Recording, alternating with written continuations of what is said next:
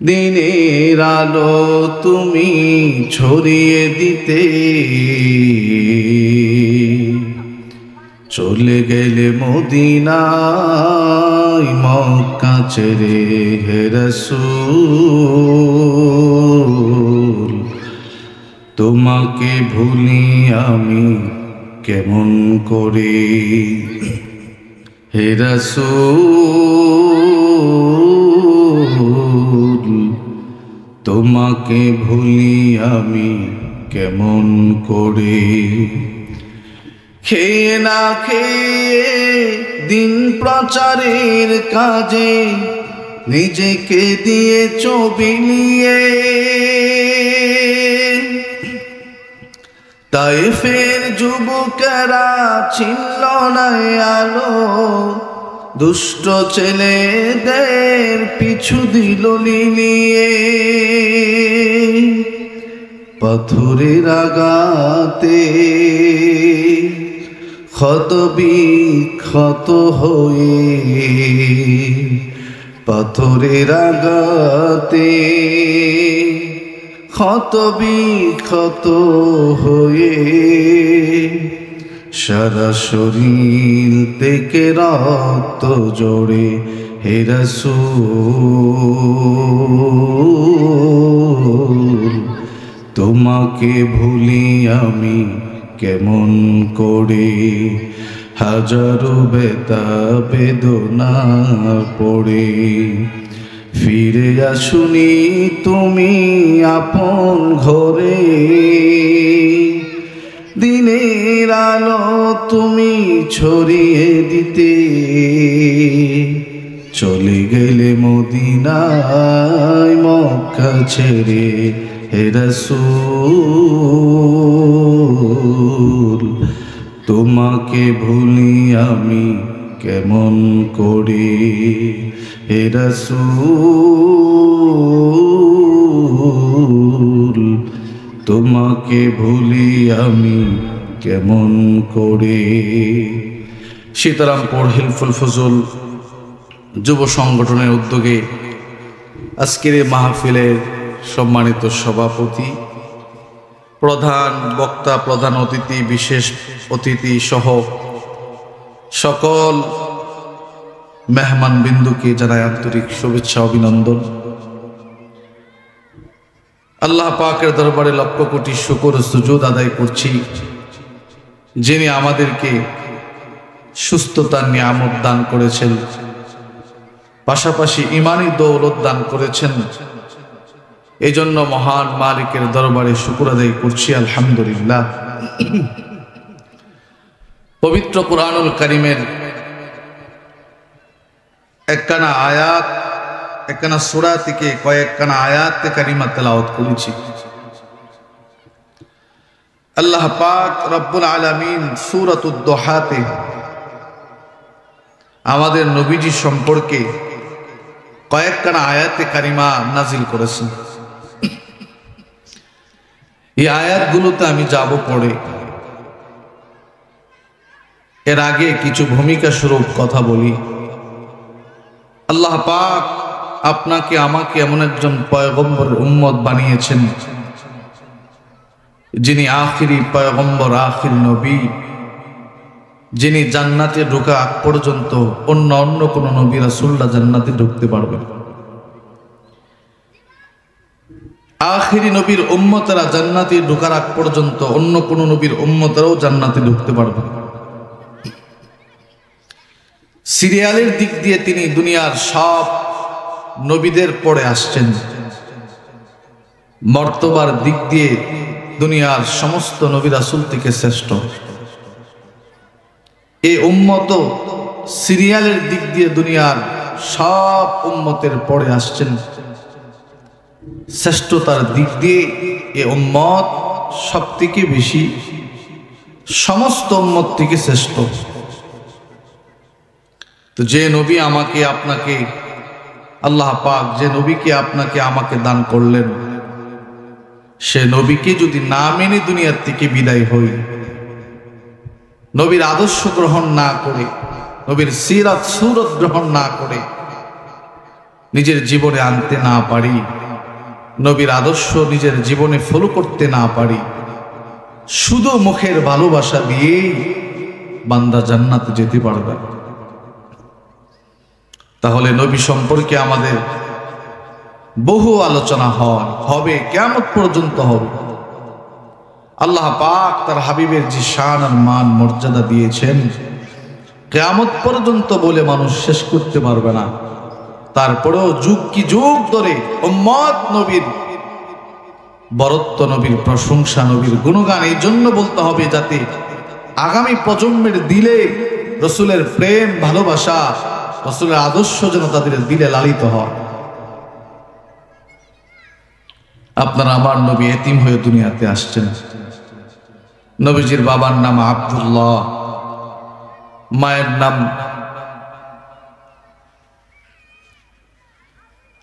নবীজির বাবার নাম আব্দুল্লাহ, মায়ের নাম আমেনা।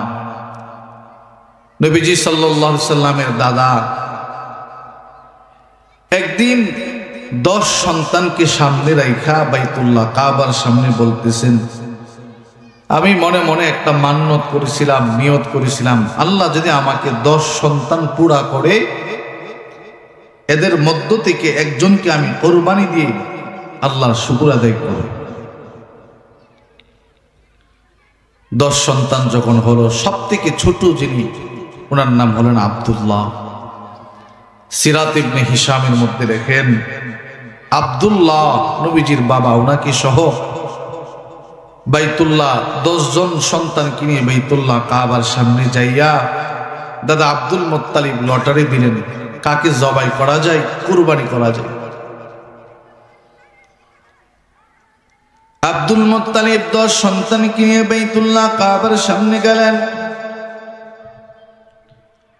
বাইতুল্লাহ কাবার সামনে যাওয়ার পর লটারি দেওয়া হলো, যার নাম উঠবে তাকে আল্লাহর জন্য জবাই করে দেওয়া হবে।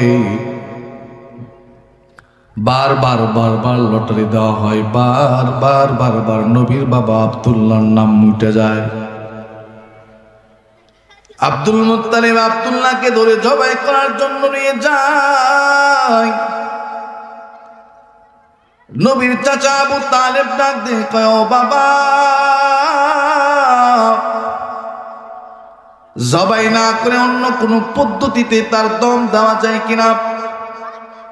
আমাদের যুগের সব থেকে বড় পণ্ডিত, বড় আলেম যে, তাকে জিজ্ঞাসা করা হোক। আব্দুল মুত্তালিব তার কাছে যাওয়ার পর সবকিছু খুলে বলার পর ওই তাওরাতের বড় আলেম বলতেছে, ও আব্দুল মুত্তালিব, 10 সন্তানকে পুরা করার পর যে তুমি মান্যত করেছি না, সন্তানকে জবাই করা লাগবে না, সন্তানের পক্ষ থেকে তুমি লটারি দাও, সন্তানের পক্ষ থেকে তুমি উট জবাই করে দাও, তাহলে তোমার সন্তানের পক্ষ থেকে মান্যত আদায় হয়ে যাবে। লটারি সিস্টেমটা কি হবে? 10 সন্তানের নাম একত্রিত করো, একটা উটের নামও একত্রিত করো। লটারি দেওয়ার পর যদি উটের নাম ওঠে তাহলে উটগুলো জবাই করে দিবা, আর যদি সন্তানের নাম ওঠে প্রত্যেক সন্তানের নামের বিনিময়ে 10টা করে উট কোরবানি দিবা, জবাই করে দিবা। যতবার লটারি দেওয়া হয় ততবার বাবা আব্দুল্লাহর নাম উঠে যায়। 1 বার 2 বার 3 বার এভাবে 10 বার পর্যন্ত নাম উঠে যায়। দাদা আব্দুল মুত্তালিব 100 উট আল্লাহর জন্য কুরবানি করে দেয়। আব্দুল মুত্তালিব 100 উট জবাই করার পর বাবা আব্দুল্লাহ, দাদা আব্দুল মুত্তালিব আব্দুল্লাহকে ধরে নিয়ে বাইতুল্লাহ কাবার সামনে দিয়ে হেঁটে যায়। ওই জমানার একজন বড় তাওরাতের আলেম, নাম হলো ওয়ারকা ইবনে নাফাল। তার একজন বোন নাম ছিল বিনতে আকিব। সিরাত ইবনে হিশামের মধ্যে লেখেন মারিয়াম। বিভিন্ন নামের কথা উল্লেখ হয়েছে। একজন মহিলা, ওই মহিলা বাবা আব্দুল্লাহকে ডাক দেয়া কয়, ও আব্দুল মুত্তালিবের সন্তান আব্দুল্লাহ, তোমার পক্ষ থেকে যে 100 উট জবাই করে দেওয়া হয়, আমি তোমাকে আমার পক্ষ থেকে 100 উট আবার তোমার জন্য জবাই করে দিব। শর্ত হলো তুমি আমাকে বিবাহ করতে হবে। নবীর বাবা আব্দুল্লাহ বলে, আমি বিবাহতে রাজি হইতে পারবো না, আমার মুরব্বীরা আছে সিদ্ধান্ত নেবে। দাদা আব্দুল মুত্তালিব মা আমিনার সঙ্গে নবীর বাবা আব্দুল্লাহকে বিবাহ করায় দেয়। ফুল সজ্জা পার হয়ে যায়, বাসন রাত্রি পার হয়ে যায়। পরের দিন আব্দুল্লাহ আবার বাইতুল্লাহ কাবার সামনে দিয়ে হেঁটে যায়। ওই মহিলা বাবা আব্দুল্লাহর চেহারাটা দেখা মহিলার চেহারাটা ঘোরায় নাই। আব্দুল্লাহ ওই মহিলাকে ডাক দিয়ে বলে, তুমি কেন আমার দিকে তাকাও নাই, চেহারা ঘোরায় নিলা? গতকালকেই তো তুমি আমাকে বিবাহের প্রস্তাব দিয়েছিলে, আজকে কেন চেহারা ঘোরায় নিলা? মহিলাটা ডাক দেয়া কয়, আব্দুল্লাহ আব্দুল মুত্তালিবের সন্তান আব্দুল্লাহ,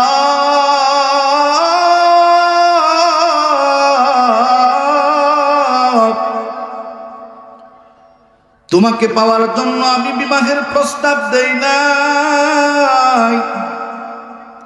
আমার চাচাতো ভাই আরকা ইবনে নওফল তাওরাতের বড় আলেম গো।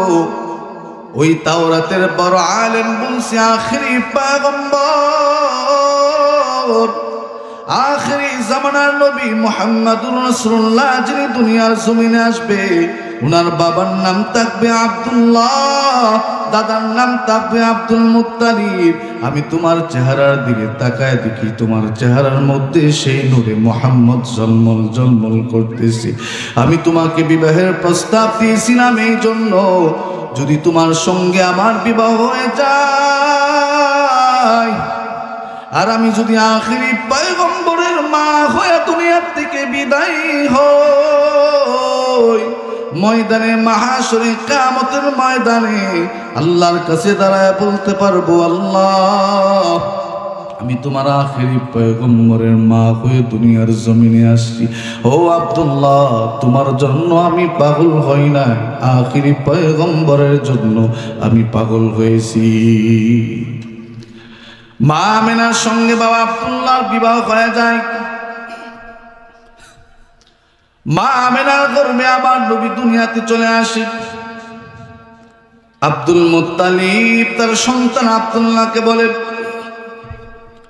ও বাবা আব্দুল্লাহ, ব্যবসার জন্য সিরিয়াতে রওনা হও। বাবা আব্দুল্লাহ সিরিয়াতে রওনা হয়। সিরিয়ার থেকে আসার পথে পথের মধ্যে অসুস্থ হয়ে যায়। হঠাৎ করে মদিনাতে প্রচন্ড বুক ব্যথা হয়ে যায়। নবীর বাবা আব্দুল্লাহ দুনিয়ার থেকে বিদায় হয়ে যায়।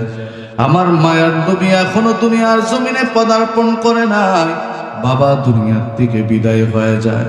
আমার নবীর দাদা আব্দুল মুত্তালিব বড় পেরেশান হয়ে যায়, আমার নাতি দুনিয়ার জমিনে আসবে, অথচ তার বাবার চেহারাটা দেখতে পারবে না। মা আমিনা ডাক দিয়ে কয়, ও দুনিয়ার বাসী শোনো, অন্যান্য মহিলারা সন্তান গর্ভে আসার পর মারা কত কষ্ট করে ঠিক মতে খেতে পারে না, ঘুমাইতে পারে না, কিন্তু আমার সন্তান আমার গর্ভে আসার পর একটা বারের জন্য দুঃখ কষ্ট হয় নাই, বরঞ্চ আমার কোনো টেরই পাইনি।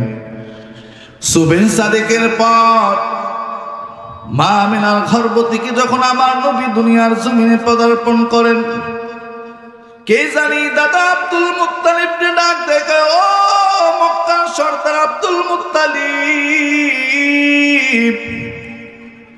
তোমার একজন নাতি হয়েছে, চেহারাটা পূর্ণিমার চাঁদের মতো।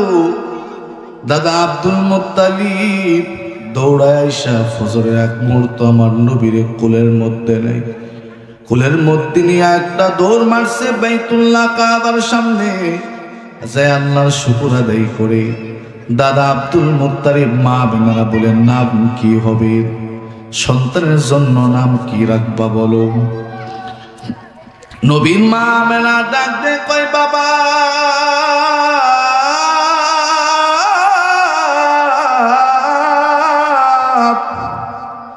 আমার এই সন্তানটা যখন আমার গর্ভে ছিল, কে জানে আমারে ডেকে ডেকে বলছে, সাবধান, হবে না, দুনিয়ার কোন সামান্য সন্তানদের মতো মনে করবা না, তোমার গর্ভে যে সন্তান এটা কিন্তু আখেরি পয়গম্বর, তার নাম হবে মুহাম্মদ। ও বাবা, কে জানে আমারে বারবার বারবার বলছে তার নাম মুহাম্মদ রাখার জন্য। দাদা আব্দুল মুত্তালিবের পরামর্শে নবীজির নাম রাখা হলো মুহাম্মদ। নবীজি যখন সামান্য বড় হয়ে গেল, ওই জামানার বড় একটা নিয়ম ছিল, বাচ্চাদেরকে দুধ পান করানোর জন্য গ্রামগঞ্জে পাঠানো হতো। নবীজির দুধ মা হালিমাতুস সাদিয়া বর্ণনা করেন সিরাত ইবনে হিশামের মধ্যে, রাখেন আল বিদায়া ওয়ান নিহায়া দ্বিতীয় খণ্ডের মধ্যে লম্বা চড়া ঘটনা। নবীর দুধ মা হালিমাতুস সাদিয়া উনি বলেন, আমাদের ওই সময় প্রচন্ড দুর্যোগ চলতেছিল, পুরা মক্কার মধ্যে প্রচন্ড দুর্যোগ, মানুষ খেতেও পারত না। মানুষগুলো মক্কা নগরের দিকে রওনা হয়েছে। কেন রওনা হয়েছে? সন্তানদেরকে দুধ পান করে যে টাকা পয়সা পাবে তা দিয়ে জীবিকা উপার্জন হবে। নবীর দুধ মা হালিমাতুস সাদিয়া রাদিয়াল্লাহু তাআলা আনহা একটা দুর্বল উট নিয়ে অন্যান্য মহিলাদের সঙ্গে রওনা হলেন মক্কার দিকে। অন্যান্য সফর সঙ্গীরা বড় বিরক্ত হয়, ও হালিমা, তুমি যে সফর আমাদের সঙ্গে সফর করতেছো, যে সোয়ারটি নিয়েছো এটা অত্যন্ত দুর্বল, আমাদের সঙ্গে ঠিক মতে হাঁটতে পারে না, একটা ভালো উট কেন নিতে পারো নাই? কেন ভালো উট নিয়ে আমাদের সঙ্গে আসতে পারো নাই? হালিমাতুস সাদিয়া পর লজ্জিত হলেন, অপমান বোধ করলেন।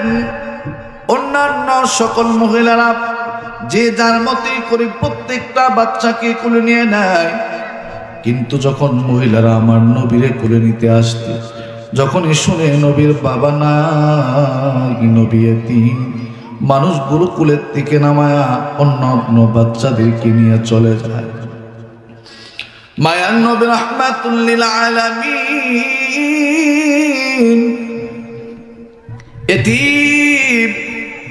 এতিম হয়ে দুনিয়ার জমিনে আসলো। নবীজি দুনিয়াতে আসার আগেই তো নবীর বাবা দুনিয়ার থেকে বিদায় হয়ে গেছে। হালিমাতুস সাদিয়া রাদিয়াল্লাহু তাআলা আনহা বলেন, সবাই তো যে যার মতে এক একটা করে সন্তান নিয়ে যায়, আমি খালি না ফিরে সেই শিশু মুহাম্মদকে কুলের মধ্যে নিয়ে নিলাম।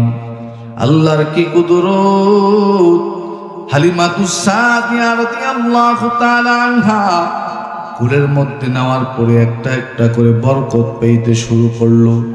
হযরতে হালিমাতুস সাদিয়া রাদিয়াল্লাহু তাআলা আনহা সেই শিশু নবী মুহাম্মদকে নিয়ে যখন একেবারে দুর্বল উটের মধ্যে উঠলো, দুর্বল উটটা এখন সব থেকে আগে আগে চলে যায়, বুকের মধ্যে দুধ নাই, আল্লাহর কুদরতে বুকটা দুধে ভরপুর হয়ে যায়। হালিমাতুস সাদিয়া বাড়ির মধ্যে নেওয়ার পর অন্যান্য মানুষের ছাগলের পালের মধ্যে দুধ নেয়, কিন্তু আমার মায়ার নবী ঘোড়ার ঘরে ঢোকার সাথে সাথে সমস্ত প্রাণীদের মধ্যে দুধে ভরপুর হয়ে যায়। মানুষগুলো বলে, ও হালিমা, এমন কোন সন্তান কুলের মধ্যে নিয়ে আসলাম? হালিমাতুস সাদিয়া তখনও পর্যন্ত নবীকে চিনতে পারে না। এই হালিমাতুস সাদিয়ার কুলে আসার পর একে একে একে একে একে একে করে বরকত পাইতে শুরু করলো। কারণ হালিমাতুস সাদিয়া যে সন্তানটারে কুলে নিয়েছে, ওই সন্তানটা দুনিয়ার কোনো সাধারণ সন্তান নয়, তিনি হলেন আখিরি পয়গম্বর মুহাম্মাদুর রাসূলুল্লাহ। সকলে পড়েন সাল্লাল্লাহু আলাইহি ওয়াসাল্লাম। হালিমাতুস সাদিয়া রাদিয়াল্লাহু তাআলা আনহা শিশু মুহাম্মদের কাছ থেকে একে একে একে একে বরকত পাইতে শুরু করল। আমার মায়ের নবী যখন সামান্য বড় হয়, খেলার মাঠের মধ্যে যায়, অন্য অন্য বাচ্চারা সুন্দর করে খেলাধুলা করে নবীজি তাকায় দেখে একজন বড় বাচ্চা দৌড়ায় যায়, বলে ও হালিমা, তোমার সন্তান মুহাম্মদকে কে জানি মাটির মধ্যে শুয়ায়া দিছে, বুকটা চিরে কলিজা কে জানি বের করে দিছে। হালিমাতুস সাদিয়া দৌড়ায় যায়, দেখলেন আমার নবী বড় বিষণ্ণ হয়ে মাটির মধ্যে বসে আছে। ও বাবা মুহাম্মদ, তোমার কি হয়েছে? বলে আম্মা জান বলতে পারি না। আসমান থেকে একজন লোক এসে আমার বুকটা ফিরে কলিজা বের করে পানি দিয়া দৌত করে আবার কলিজাটা কলিজার জায়গায় রেখে বুকটা সেলাই করে চলে যায়। আমার মায়ের নবী কয়, আল্লাহ পাক জিব্রাইলের মাধ্যমে আমার অন্তরটাকে পরিষ্কার করে দেয়। সুবহানাল্লাহ। মা হালিমাতুস সাদিয়া রাদিয়াল্লাহু তাআলা আনহা একটু ভয় পেয়ে গেলেন। সেই নবীর মা আমিনার কাছে যায়, বলে ও বোন, তোমার সন্তান মুহাম্মদ আমি নেওয়ার পর থেকে একে বরকত দেখতে পাই। তোমার সন্তান মুহাম্মদ অন্য অন্য বাচ্চাদের মতো নয়, কেমন জানি আলাদা আলাদা মনে হয়। আমার মায়ের নবী রাহমাতুল লিল আলামিন, রাহমাতুল লিল আলামিন দুনিয়ার জমিনে আসছে। যত জায়গায় বিপদে পড়ছে, যত জায়গায় সহযোগিতা লাগছে, করছেন একজন, তিনি কে? জোরে বলেন না কে? আল্লাহর পয়গম্বর একদিন মাঠের মধ্যে বসা, তাকায় দেখে বহু সন্তানেরা মাঠের মধ্যে খেলতেছে। বিকাল বেলা যখন হয়ে যায়, প্রত্যেকে যার যার বাবার আয়েশা সন্তানদেরকে কোলের মধ্যে করে নিয়ে যায়। আমার মায়ের নবী দৌড়ায় যায়, বলে ও মা আমেনা,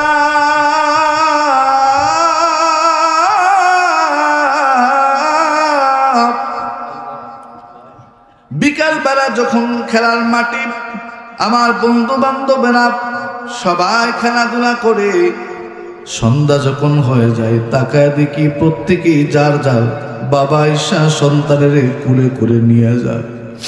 ও মা, সবার তো বাবা খেলার মাঠে আসে, আমার বাবা কোথায়? আমার বাবা কেন আমার একটা বার কুলে নেওয়ার জন্য আসে? মা আমেনা ডাকতে কয়, বাবা মুহাম্মদ,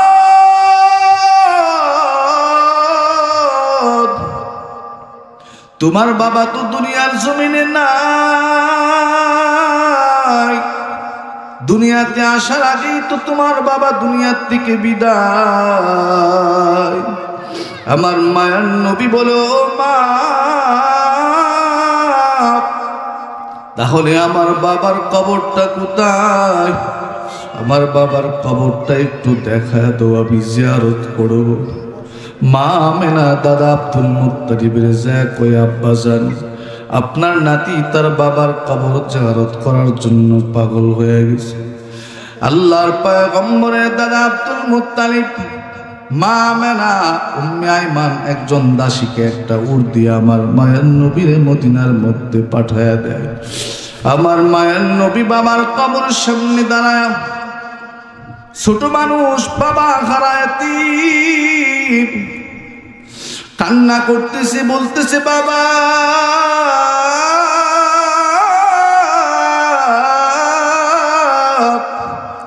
সব সন্তানের জন্য বাবার আয়েশা মাঠের মধ্যে বিকাল বেলা সব সন্তানদেরকে কুলের মধ্যে নিয়ে চুমু খায়। একটা বারের জন্য তো বাবা তুমি আমার জন্য আসলা না। মায়ার নবী রাহমাতুল লিল আলামিন কান্না করে মা আমেনা বুকের মধ্যে জড়ায় সান্ত্বনা দেয়, বাবা, বাবারে ডাকতে পারবা, বাবা কোনোদিন আর ফিরে আসবে না। বাবার কবর জিয়ারত করার পর আবার মক্কার দিকে রওনা হলো। আবুয়া নামক জায়গায় যাওয়ার পর নবীজির মা আম্মা জান আমেনা ওনার হঠাৎ করে বুকের মধ্যে ব্যথা শুরু হয়। উঠের থেকে গৌড়ায়া জমিনের মধ্যে পড়ে যায়। উম্মে আইমান দাসীকে আমার মায়ের নবীর মা ডাক দে কয়, ও উম্মে আইমান, আমার বুকের মধ্যে যে প্রচন্ড ব্যথা শুরু হয়েছে, মনে হয় না দুনিয়ার জমিনে থাকবো। আমার সন্তানটারে তোমার হাতে সঁপিয়া গেলাম, আমার সন্তানটারে সব সময় দেখিয়া রাখবো। মায়ার নবী রাহমাতাল লিল আলামিন মা হারা ফেললেন, বড় এতিম। দাদার কাছে যাওয়ার পর রাতের বেলা দাদার সঙ্গে গলার মধ্যে হাত দিয়া দাদার গলা জড়ায়া ঘুমায়। মাঝে মাঝে মা মা মা বলে চিৎকার মারে, বলে ও দাদা আমার মা কই, আমার বাবা কই। দাদা আব্দুল মুত্তালিব শিশু মোহাম্মদকে বুকের মধ্যে জড়ায়া কান্না করে আর বলে, নাতি তোর কপালটা এত বুঝি খারাপ, দুনিয়াতে আসার আগে বাবা বিদায় হয়ে গেল, মাও বিদায় হয়ে গেল। সন্তান কান্না করবি না, ধৈর্য ধর, আল্লাহ অবশ্যই তোর জন্য উত্তম কিছু রাখছে। আমার মায়ের নবী যখন 8 বছর বয়স হয়ে যায়, দাদা অসুস্থ হয়ে বিছানার মধ্যে পড়িয়া যায়। দাদা আব্দুল মুত্তালিব চাচা আবু তালেবকে ডেকে এনে বলেন, ও সন্তান, আমার এই নাতিটারে দেখা রাখবা, তার মা নাই, তার বাবা নাই, বড় এতিম। বলেন আমার নবী এতিম ছিল কিনা? আল্লাহ রাব্বুল আলামিন বলে, আলাম নাজিদকা ইয়াতীমান ফাআওয়া। ও পয়গম্বর,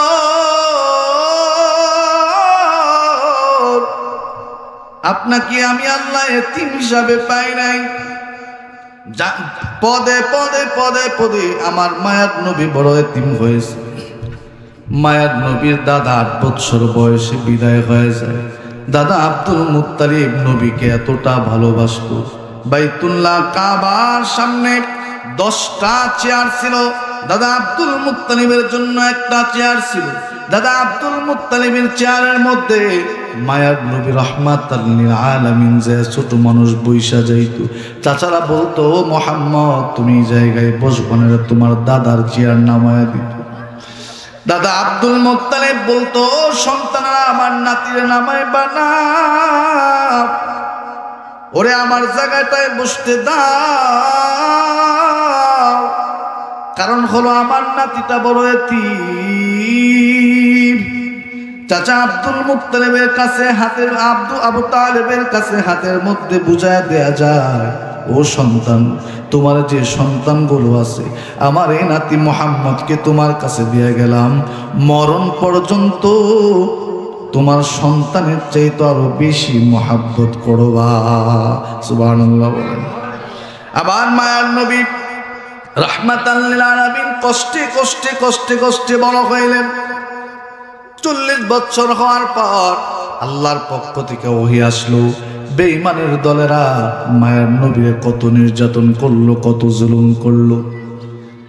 আল্লাহর নবীর কোরআনের দাওয়াত প্রত্যেকটা ঘরে ঘরে দেওয়ার জন্য নবী লুকিয়ে লুকিয়ে লুকিয়ে লুকিয়ে মানুষের ঘরে যায় নবী কালিমার দাওয়াত দিতেন। বেঈমানরা সহ্য করতো না, প্রকাশ্য তো দিতই না, বরং গোপনে করলেও নবীর উপর জুলুম অত্যাচারের শেষ ছিল না। নবীজি একেবারে নবুয়ত প্রাপ্ত হওয়ার পর দীর্ঘ 13 বছর মানুষের দুয়ারে দুয়ারে ঘুরে ঘুরে নবীজি কালিমার দাওয়াত দিয়েছে। জোরে বলেন ঠিক না বেঠিক? নবীজি এত কষ্ট করেছেন দিনের জন্য। কাফের মুশরিকেরা সিদ্ধান্ত করলো, চাচা আবু তালেবের কাছে একটা বিচার দায়ের করি, দেখি চাচা আবু তালেব তারে থামাইতে পারে কিনা।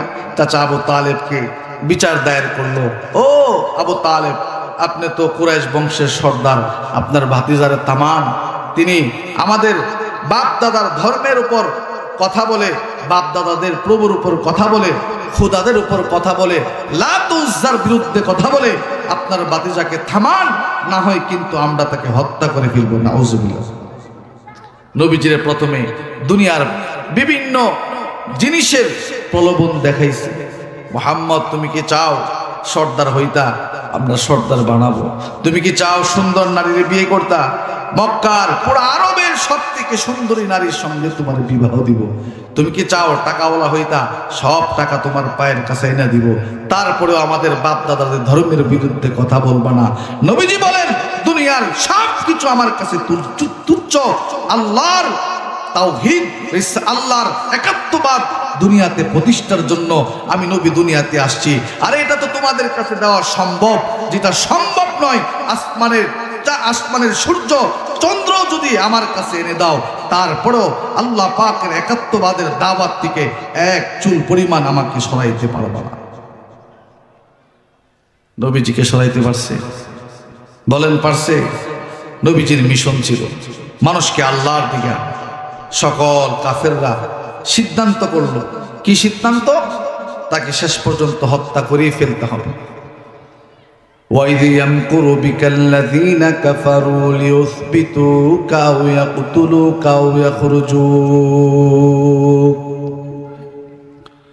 وَيَمْكُرُونَ وَيَمْكُرُ اللَّهُ وَاللَّهُ خَيْرُ الْمَاكِرِينَ।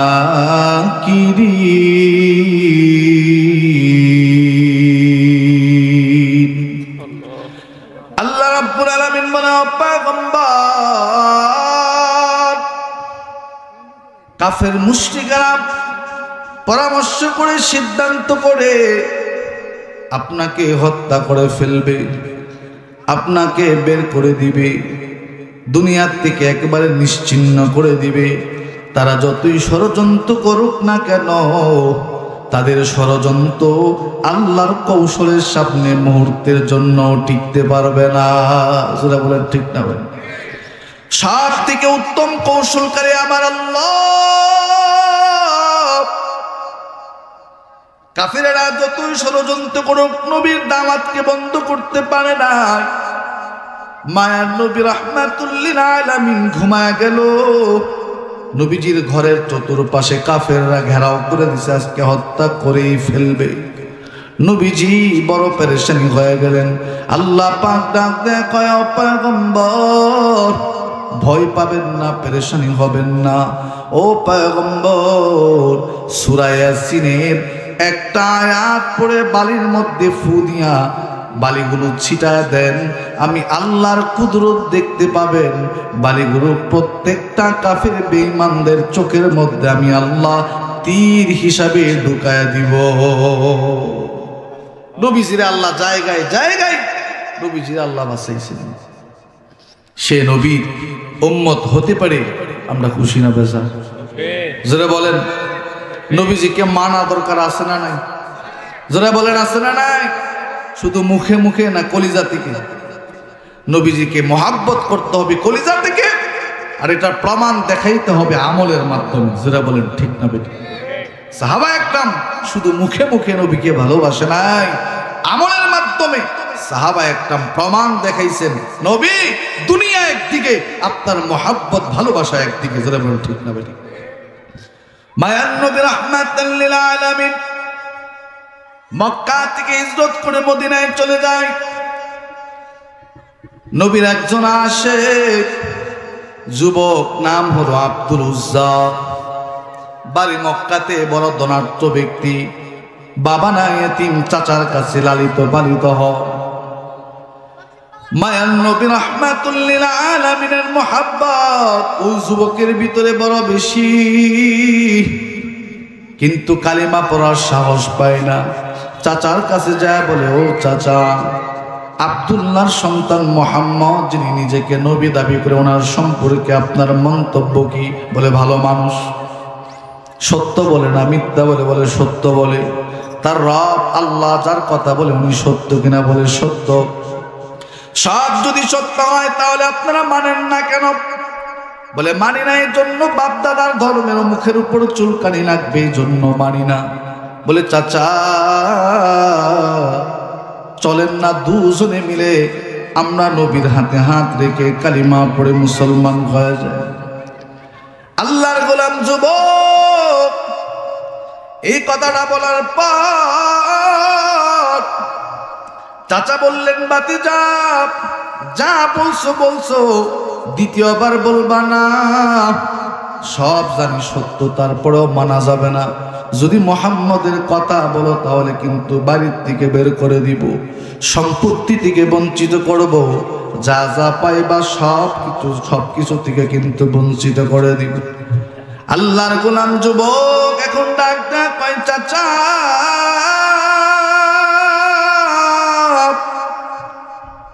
এতদিন পর্যন্ত মনে মনে ভাবছিলাম আপনি আমি দুজনে মিলে নবীর হাতে হাত রাইখা কালিমা পড়ে মুসলমান হব। এখন যেহেতু আপনি আমাকে নবীর কাছে যাইতেই দিবেন না, নিজেও কালিমা পড়বেন না, ও চাচা দুনিয়ার ধন সম্পত্তি সব রাইখা দেন, দুনিয়ার যা যা আছে সব নিয়ে নেন, তারপরেও নবীর কদমে যাইতে আমারে বাধা দিবেন না। সুবহানাল্লাহ।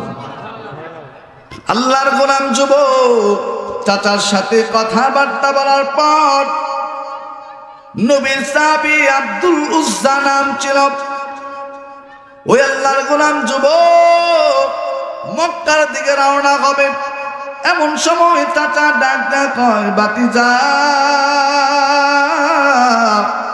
ও ভাতিজা সব রেখা চলে যায় বা বুঝলাম, পরনের যে লুঙ্গিটা আছে এটাও কিন্তু আমার টাকার কিনা, এটাও খুলা তারপরে মদিনায় যাও, এটা নিয়ে তোমার আমি যাইতে দিব না। ভাতিজা ডাক দেয় কয় চাচা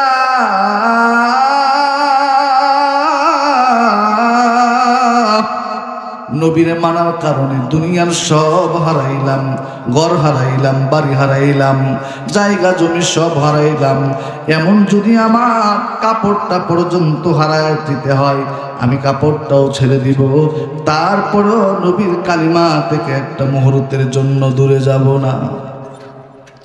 আল্লাহর পয়গম্বরের আশিক, আল্লাহর নবীর আশিক যুবক লুঙ্গিটা খুলে চাচার কাছে দিয়ে মার কাছে যা বলতেছে আম্মা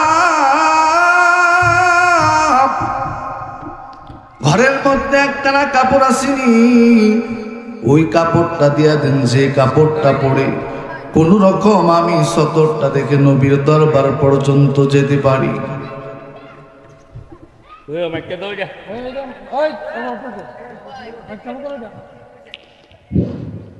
নারায়ে তাকবীর, নারায়ে রিসালাত।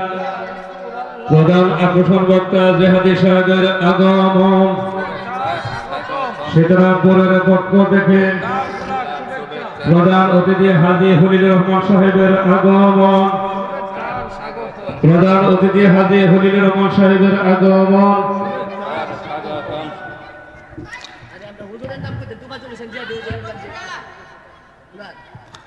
যে কথাটা বলতেছিলাম আল্লাহর নবীর আশিক ওই যুবক বলতেছে আম্মা একটা ছিঁড়া কাপড় থাকলে দেন, যে কাপড় দিয়া সতরটা ঢেকে কোন রকম আমি মদিনাতে যাই বুঝতে পারি।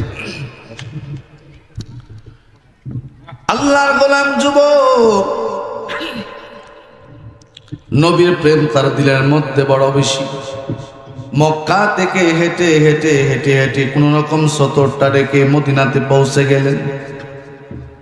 রাতের বেলায় নবীর হুজরা খানার পাশে একেবারে জীর্ণ শীর্ণ হয়ে যুবক কোন রকম বসে আছে, নবীজিরে ডাক দেয় না। যদি ডাক দেয় নবীর যদি কষ্ট হয়, ঘুম ভেঙে যায়, কষ্ট হবে। এই জন্য আল্লাহর গোলাম যুবক নবীর জন্য অপেক্ষা করতেছে। নবীর প্রেমিক, নবীর আশিক, আল্লাহর গোলাম, তার দিলের মধ্যে হিদায়েতের আলো ঢুকছে, নবীর প্রেম ঢুকছে, আখিরাতের চিন্তা ঢুকছে। জোরে বলেন ঠিক না বেটি? এই জন্য দুনিয়ার সব সম্পত্তি, দুনিয়ার যত টাকা পয়সা বাড়ি গাড়ি সব চাইরা নবীর জন্য পাগল হয়েছে। টাকা পয়সার অভাব ছিল না, ঘর বাড়ির অভাব ছিল না, একেবারে নিঃস্ব হইয়া 2 টুকটা কাপড় দিয়া নবীর হুজরাখানার সামনে যায় বৈশা। চেহারার মধ্যে খোদার চা, কয়েকদিন পর্যন্ত খানা নাই, একেবারে জীর্ণ শীর্ণ হয়ে যায়। নবী যখন হুজরাখানা থেকে বের হয়, তাকায় দেখে একজন যুবক দরজার পাশে বৈশা রয়। ও যুবক, তোমার বাড়ি কোথায়? বলে আমার বাড়ি মক্কায়। নাম কি? বলে আব্দুল উজ্জা। কোন আব্দুল উজ্জা? বলে আমার বাবার নাম অমুক, চাচার নাম অমুক।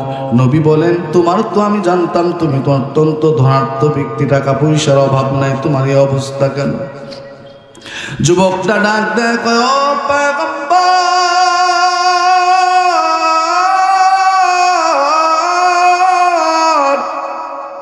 আপনাকে মানার কারণে, আপনার মুহাব্বত দিলের মধ্যে রাখার কারণে আমার চাচা আমাকে ঘর থেকে বের করে দেয়, আমাকে বাড়ির থেকে বের করে দেয়, সব সম্পত্তি থেকে আমাকে বঞ্চিত করে দেয়। এই বইলা মুহাম্মদকে যদি মানো তাহলে কোনো কিছুই পাইবা না, ঘর থেকে বের হয়ে যাও, বাড়ি থেকে বঞ্চিত করে দিয়েছে, এমনকি পরনের কাপড়টা পর্যন্ত রেখে দিয়েছে। ও পয়গম্বর, মনের মধ্যে দুঃখ নাই, দুনিয়ার সব হারাইলেও তো আপনাকে পাইলাম। ও পয়গম্বর, আপনার হাত মুবারক বাড়ায় দেন, আপনার হাতে হাত রেখে কালিমা পড়ে মুসলমান হয়ে যায়। নবীর জন্য সাহাবা একরাম দুনিয়ার সব ছাড়ছে। কি বলেন, ঠিক না বেটি? আর নবীর জন্য 5 ওয়াক্ত নামাজ পড়তে পারি না আমরা, এমন আশিকের রাসূল। নামাজ পড়া দরকার আছে না নাই? যারা বলেন আছে না নাই?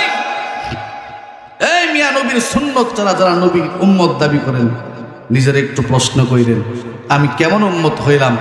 নিজে নবীর জন্য সামান্য সুন্নত মানতে পারি না, আর সাহাবা একদম নবীর প্রেমে পাগল হয়ে দুনিয়া ছাইরা দিছে। জোরে বলেন, ঠিক না বেটি? মে কবর अंधेरी में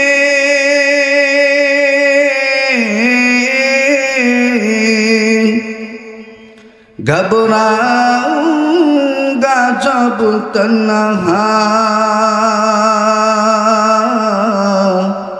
इमदाद मेरी करने आ जाना मेरे आका, रोशन मेरी तरबत को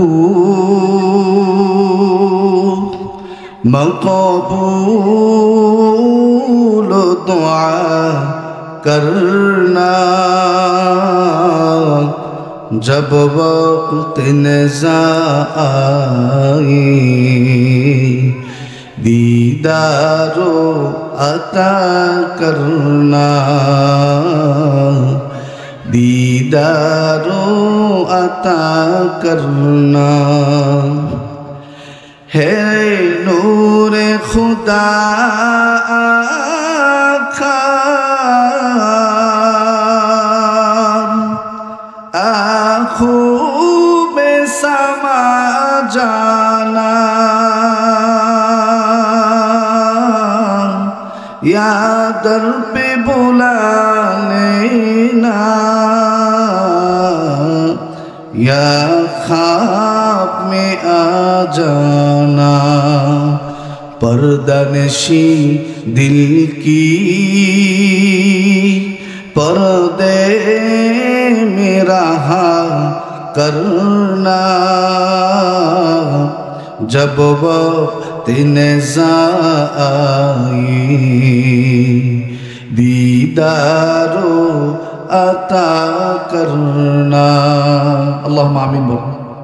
আল্লাহ আমাদের প্রত্যেকেরই নবীর সুন্নত মেনে চলার তৌফিক দান করুন, বলেন আমিন। শুধু মুখে মুখে না, অন্তর দিয়া। যে কথাটা বলতেছিলাম, সাহাবা একরাম গোটা জীবনটা উৎসর্গ করেছেন মুহাব্বত আর বাস্তবায়নের মাধ্যমে। আমরা শুধু মুখে মুখে করি। আল্লাহ আমাদেরকে 5 ওয়াক্ত নামাজি বানায় দাও, বলেন আমিন। যে সমস্ত মা বোনরা আসতেছেন, আসবেন, আল্লাহ প্রত্যেকের যেন আবেদা সালেহা নেককারিনী বানায় দেয়। সকলে বলেন আমিন। আল্লাহ যেন আজকের এই মাহফিলকে কবুল করেন। মনে রাখতে হবে, নবীর আশেকরা সে আব্দুল উজ্জা, যার নাম নবীজি পরবর্তীতে রাখলেন, যে সাহাবীটা, যে লোকটা, যে যুবকটা নবীর জন্য দুনিয়া ছেড়ে দিল, নবীজি বললেন তোমার নাম আজকের থেকে আব্দুল উজ্জা না, তোমার নাম আজকের থেকে আব্দুল্লাহ। ওই আব্দুল্লাহ লম্বা কাহিনী, শেষ পর্যন্ত দুনিয়াতে জান্নাতের সার্টিফিকেট পেয়ে দুনিয়ার থেকে বিদায় হয়েছেন। বলেন সুবহানাল্লাহ। আমার ভাইয়েরা যারা শুনতেছেন একটু খেয়াল করে শুনেন, যে কথাটা বলতে চায়, নবীর আশেকরা, নবীর পাগলরা কিয়ামত পর্যন্তই থাকবেন। জোরে বলেন ঠিক না বেঠিক? এটা বোঝা যায় না। মাঝে মাঝে নবীর উপর আঘাত আসলে, নবীর সুন্নাতের উপর আঘাত আসলে, নবীর বিবিগণ জান্নাতি মহিলা ওনাদেরকে নিয়ে মাঝে মন্তব্য করলে, তখন এ দেশের ধর্মপ্রাণ মুসলমানরা, এ দেশের আশিকের রাসূলরা জেগে উঠে। জোরে বলেন ঠিক না বেঠিক?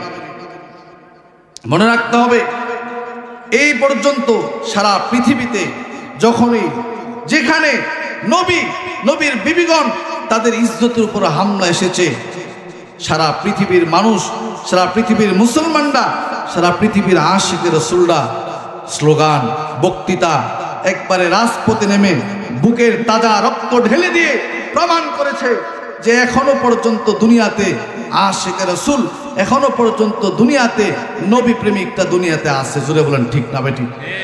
আল্লাহ আমাদের সকলকে পুরোপুরি নবীকে ইতাআত করে দুনিয়ার থেকে যেন জান্নাতি মানুষ হয়ে বিদায় হতে পারে, সেই তৌফিক আল্লাহ আমাদেরকে দান করে। সকলে বলেন আমিন।